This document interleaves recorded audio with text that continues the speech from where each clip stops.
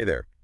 Ready to dive into a career that, well, it's all about the feel of that perfect t-shirt or the sheen on, like a silk scarf. Yeah, you got it. Today, we're getting up close and personal with what a finishing textile technician does. Exactly. We're talking about the pros who take fabrics from, to whoa, using all those specialized treatments, right? Like magic. Like dyeing, printing, even heat setting. It's kind of like alchemy, but with textiles. Okay, so let's unpack this. We've got a stack of real interview questions for this role, and you know me, I like to, over-prepare. Yeah. But let's make this practical, not just textbook stuff, right? So what's the real deal with this career, and how can our listener ace that interview? Yeah, for sure. RoleCatcher's career guides tell us this job is like as much about technical know-how as it is about that artistic eye for detail. So it's kind of like being a textile artist in a way. Absolutely. A finishing textile technician is ensuring quality, consistency, and that certain, je ne sais quoi that makes a textile stand out. I love it. Let's jump into the interview prep, starting with the first question. Can you explain your experience working with different types of finishing machines? Now, this one seems pretty straightforward, but what are interviewers really trying to find out? They want to know you've been hands-on, not just read about these machines. Like anyone can say they've seen a stentor machine, but can you explain its role in preventing shrinkage or how it impacts the fabric's feel? That's what sets you apart. So it's about showcasing that hands-on experience, right? Yeah. So instead of just, listing every machine like you're reading off a grocery list, Right. our listener should pick a few and go deep on those. Exactly. And RoleCatcher's AI can be super helpful here. Oh, okay. Imagine you're typing in like a basic answer about the machines you've used. The AI then analyzes it and maybe suggests you add details about like specific challenges you faced with those machines and how you overcame them, which highlights those problem-solving skills that interviewers, they love. It's like having a personal interview coach in your pocket. Right. Okay, moving on to question number 2. Can you describe a time when you had to troubleshoot a problem with a finishing process? Now, I have a feeling this one's all about your ability to, think on your feet. You nailed it. Interviewers want to hear about your process. Did you stay calm, identify the issue, and find a solution? This is where the STAR method comes in. Oh, yeah, I've heard of that. But a little refresher never hurts. Of course. So, situation. Briefly describe the problem you faced with a finishing process. Task. What was your specific role in that situation? Action. What steps did you take to troubleshoot and resolve the problem? Be detailed. And result. What was the outcome of your actions? Did you fix the issue, improve efficiency, or, prevent a major setback? And a good story never hurts, right? What kind of problem could really showcase those skills? Absolutely. Maybe you were working with a batch of fabric that wasn't taking the dye correctly. You could talk about how you identified the issue, tested different solutions, and ultimately saved the batch from being ruined. Now, that's what I call a save. It not only showcases your problem-solving skills, but also your ability to work under pressure. Okay, on to question 3. How do you ensure that the finished product meets quality standards? I'm guessing attention to detail is, paramount here. 100%. Interviewers are looking for someone who's meticulous and understands quality control. So how can you impress them with your answer to this question? For starters, showcase your knowledge of industry standards. For example, you could discuss your experience working with AATCC guidelines. AATCC guidelines. Absolutely. AATCC stands for the American Association of Textile Chemists and Colorists. Okay. They set the standards for textile testing and quality control. Mentioning them shows you're, in the know. Then walk them through your process for ensuring top-notch textiles. Makes sense. Now, what about question 4? Can you explain your experience working with different types of fabrics? Now, this one seems pretty straightforward, but I bet it's a chance to go beyond, just listing fabrics, right? Exactly. It's about showcasing your depth of knowledge. Cotton, for example, is known for its absorbency, while silk is prized for its, luxurious drape. How do those qualities impact the finishing techniques you would use? Have you ever encountered a fabric that proved, particularly challenging to work with? Ooh, good question. Sharing a specific example, like adjusting the heat-setting process for a synthetic fabric to prevent melting or puckering, showcases not only your knowledge, but also your, problem-solving abilities. It's like speaking their language, showing you understand the nuances of different fabrics. Right. Instead of just, I've worked with cotton, it's more like cotton's absorbency means I do. Precisely. Paint a picture with your words. Okay. Now let's move on to question 5.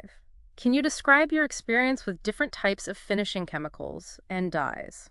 Now, this one feels like it has safety written all over it. Absolutely. Working with chemicals and dyes requires, like, caution and expertise. Exactly. The interviewer wants to know that you're aware of the potential hazards, proper handling procedures, and can, follow safety protocols.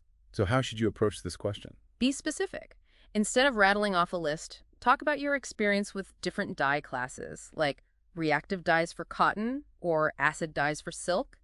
Mention any certifications you hold related to chemical handling or safety. It shows you're serious about safety. It's about proving you can be trusted to, like work responsibly and keep yourself and others safe. Now, question 6 is about taking initiative. Can you describe a time when you had to implement process improvements in the finishing department? I love this one. It's about like making things better, right? Exactly. Think of a time you streamlined a workflow, reduced waste, improved efficiency, or enhanced the quality of the finished product. And here's a tip from RoleCatcher.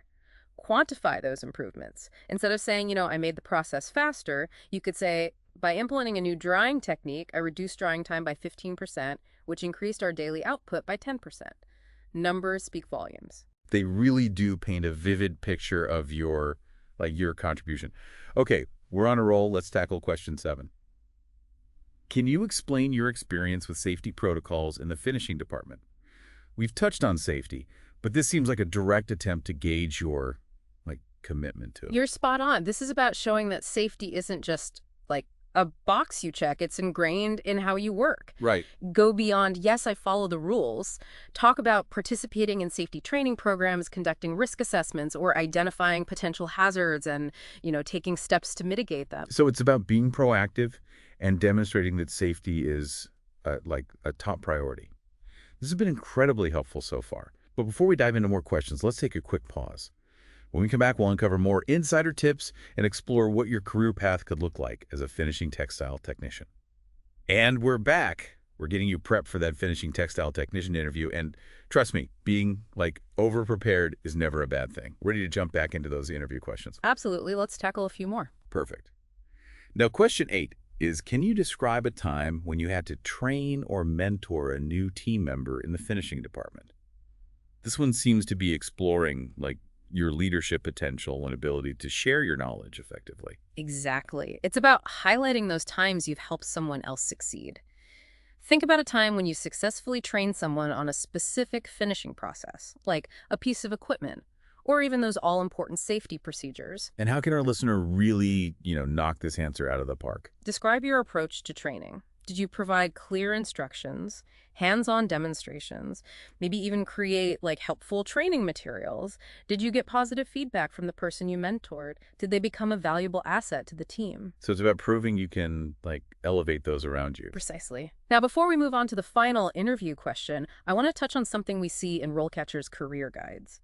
This field is more than just a job. It's a career path with room to grow. That's right. And speaking of growth, question number 9 is all about showcasing that you're always looking for ways to improve. How would you describe your ability to work both independently and as part of a team in a fast-paced production environment? Now, this one feels like it's hitting on two key aspects, being a self-starter and a team player. Exactly. In textile manufacturing, you need to be able to handle things on your own, but also, seamlessly collaborate with others. So how can our listeners strike that balance in their answer? This is another opportunity to use the STOR method.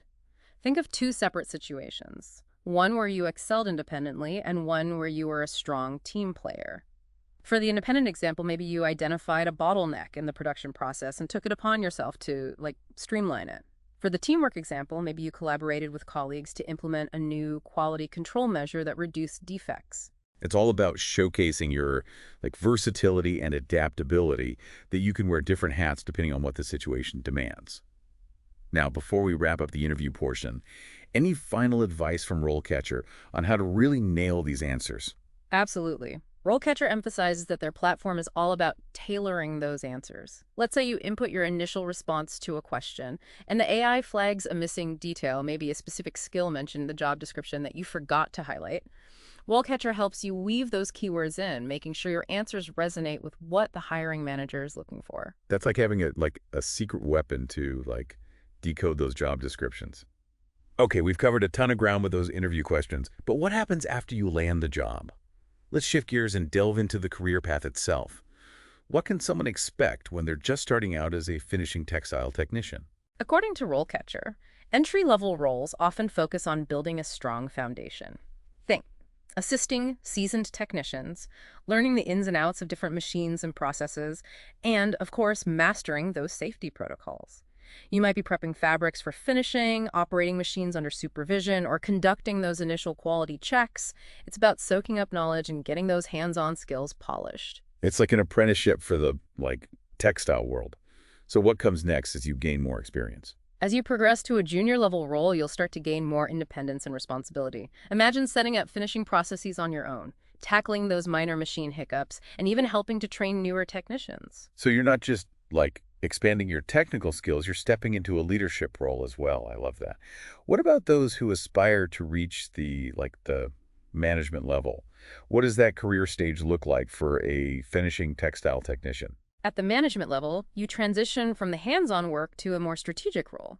Imagine overseeing the entire finishing department, managing budgets, leading process improvement initiatives, and ensuring everything aligns with industry standards and safety regulations. Wow, you really do go from working with the textiles to managing the people and processes that bring those fabrics to life. Mhm.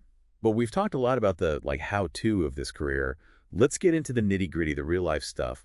What are some of the perks of being a finishing textile technician? And what are some of the challenges? Well, one of the biggest perks is the job security. Okay. The textile industry is always evolving, and companies need skilled professionals to maintain the quality and consistency of their products. Plus, you get to be creative. You're experimenting with techniques, colors, and finishes to achieve specific effects. Think of it as art with a side of science. I love that.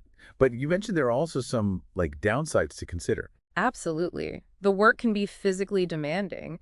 You're often on your feet for long hours, lifting heavy materials and working in environments that might be hot, noisy, and potentially exposed to chemicals. So it's not all sunshine and roses. Exactly. Because of the repetitive nature of some tasks, there's also a risk of strain injuries. Right. Proper ergonomics and safety precautions are essential. That's where those safety protocols we talked about earlier really come into play. It's about working smarter, not harder. Precisely. And while the textile industry offers stability, job opportunities might be concentrated in specific geographical areas. Something to consider if you're not in a, textile hub. Good point. Now, we've covered a ton of ground today, from acing those interview questions to getting a glimpse into what a career as a finishing textile technician looks like. Before we wrap up, let's circle back to our friends at RoleCatcher. For those who are ready to take the next step, how can RoleCatcher help them beyond interview prep?